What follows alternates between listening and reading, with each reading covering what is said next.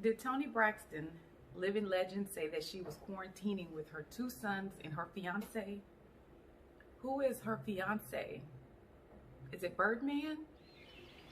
Who is the fiance that we don't know, that we don't see? Who is the fiance? Welcome to my review. This is Joy from She Speaks Too. I'm going to be reviewing Braxton Family Values Season 7, Episode 4. The episode opens up with Towanda kind of talking about COVID, about the lockdowns and the shelter in place. And this is when COVID was fairly new to everyone and everyone was terrified.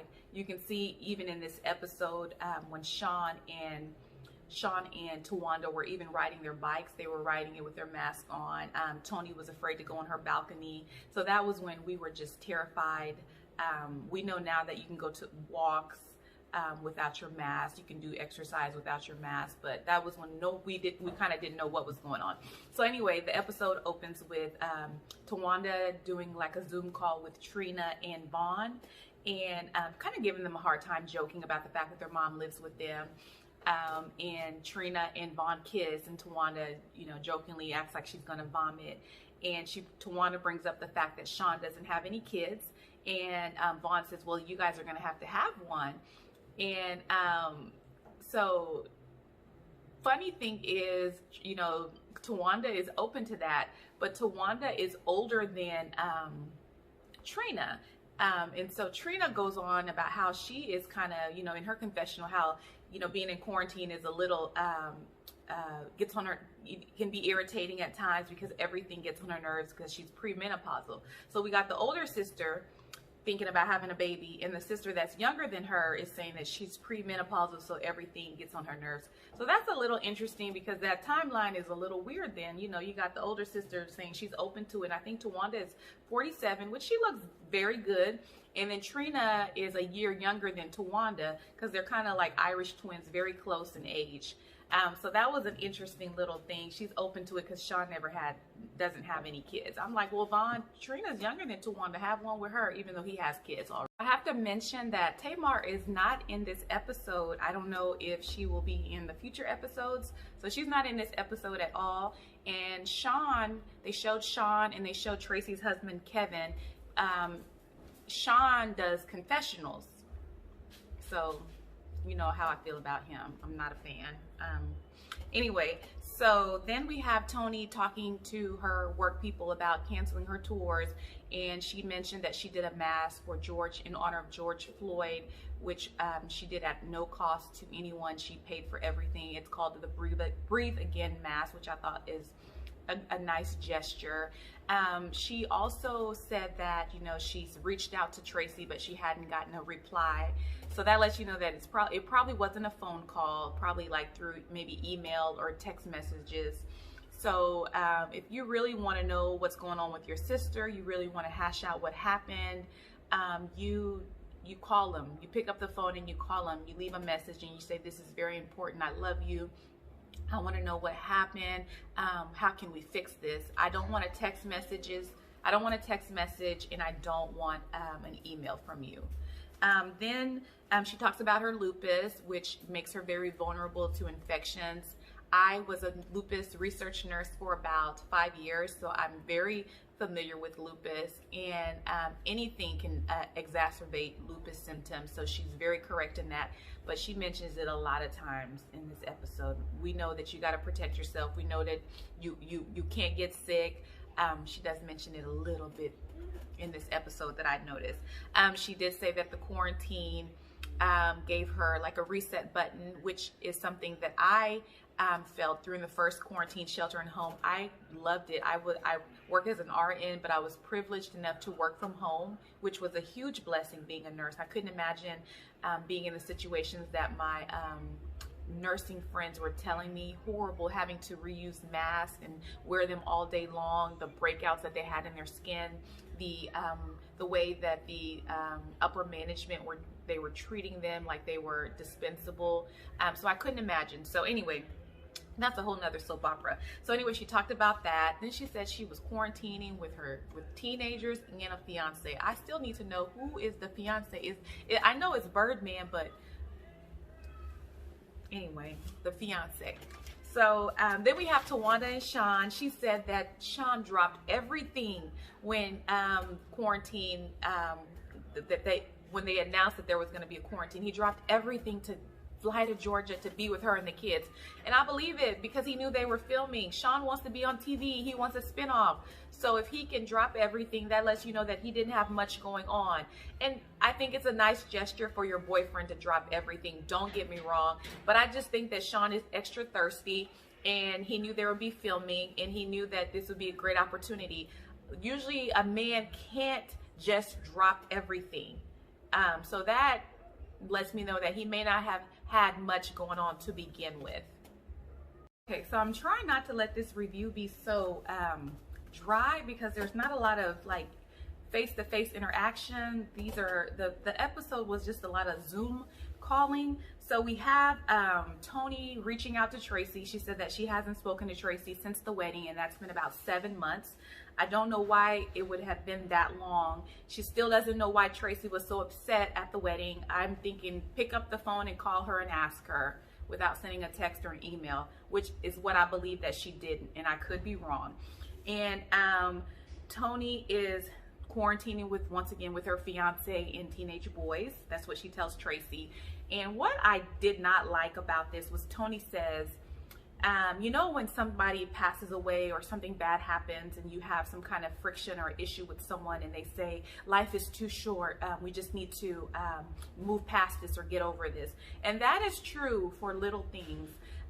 Life is too short to hold grudges, to be mad at someone for things that petty things. However, if there is a long-lasting friction, long-lasting feelings of feeling belittled, diminished, that's not something that should be swept under the rug. I do understand COVID is very serious, but I don't believe that Traci should just swallow those feelings because of all the deaths and all the bad things that are happening. So I would caution everyone to not let anyone diminish your feelings, to gaslight you into thinking life is too short. Why are you so upset about that? So Traci's feelings, once again, as I've said before, are very valid, and her voice should be heard when she's ready to speak appropriately, not with anger. So then we have Trina and Vaughn. Vaughn is folding the towels. He said he hates how Trina folds a towel. It's like someone folding a map incorrectly, and he looks like the type. He looks like the type that would want to fold towels because he wants it folded a certain way.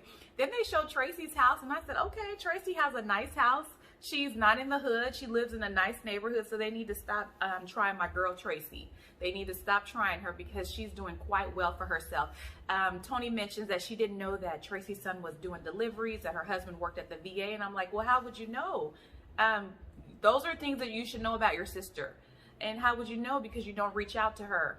So I'm not being extra hard on Toni. I hope I'm just stating the facts, but I am disappointed in her as an older sister, and I think that's probably why I give her a harder time. I feel like she's biased to Tamar and the other sisters, and she's harder on Traci. She does not give Traci the benefit of the doubt, and because Traci has blown up so many times and Toni's probably over it, she does not reach out as she should to find out, because she probably knows Traci's going to go off and she's over it. So everyone has these preconceived notions of how someone is going to react. So I think that hinders communication.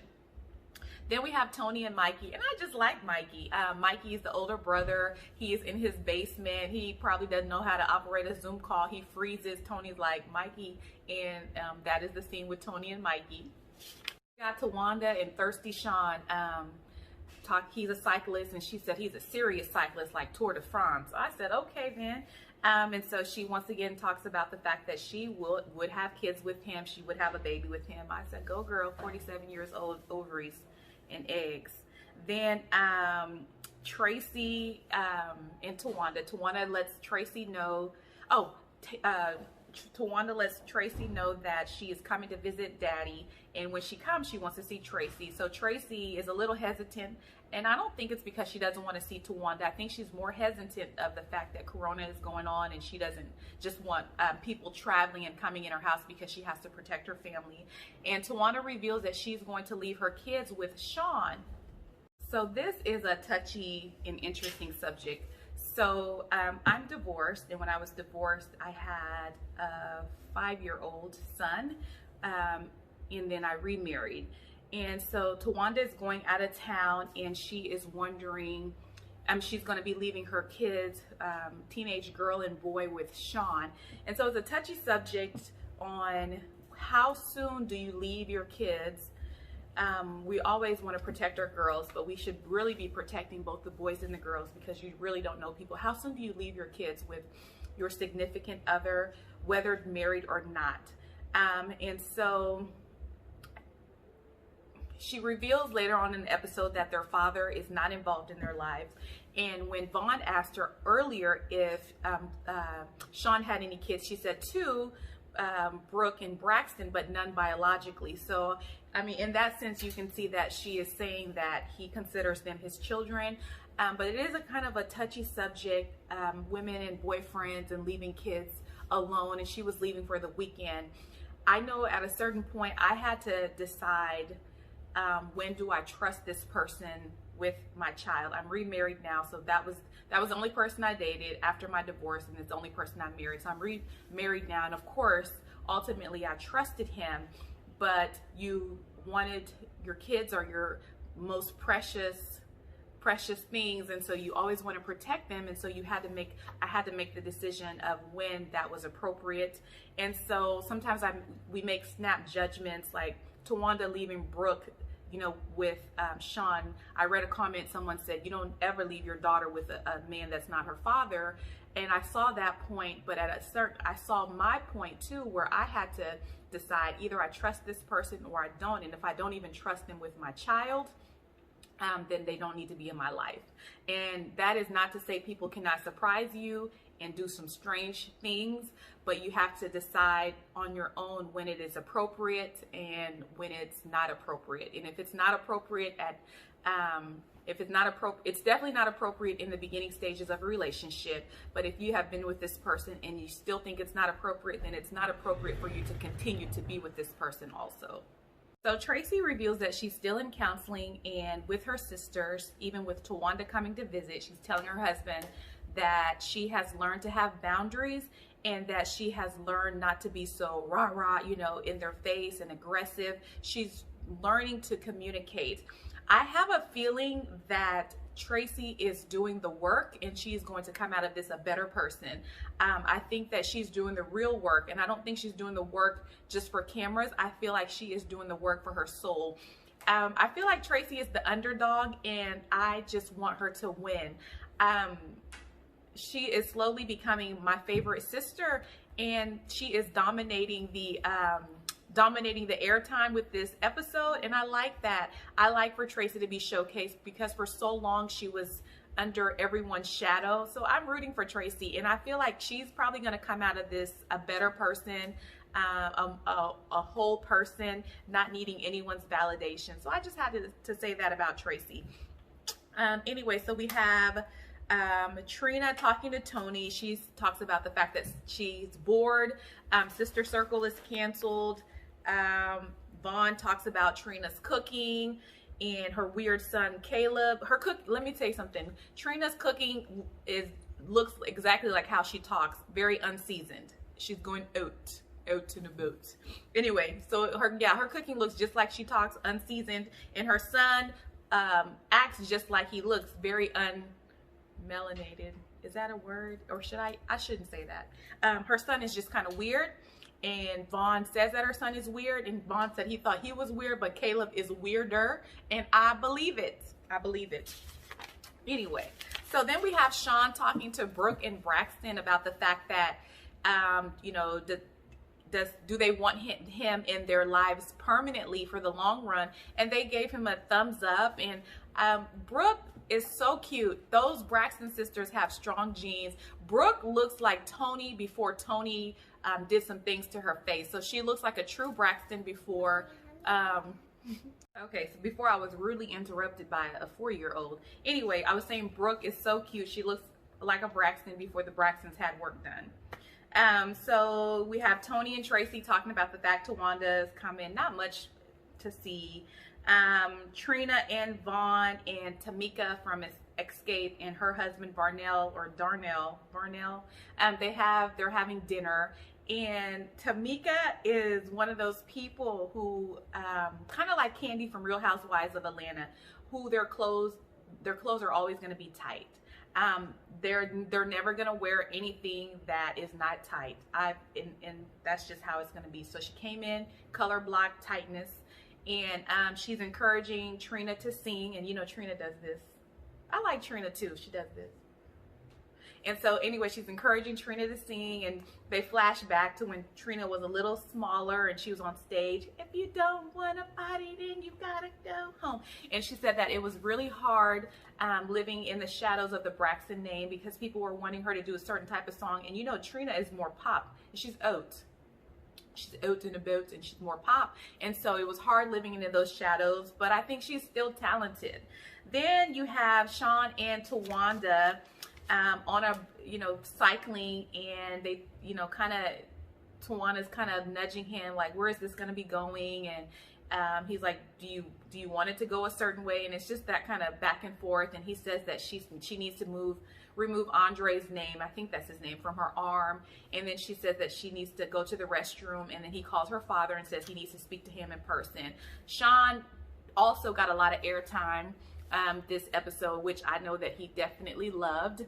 And he's going to make a big to-do about probably going to see her dad and asking for her hand in marriage, because that's what Thirsty Sean is what I'm going to call him. Thirsty Sean wants to do. And so that is the end of this episode. I hope that is the end of this episode, because I've been having to watch the bootleg version on YouTube. And so that is my review. This is Joy from She Speaks Too. Make sure you like, comment, and subscribe, and I will see you next week for episode 5.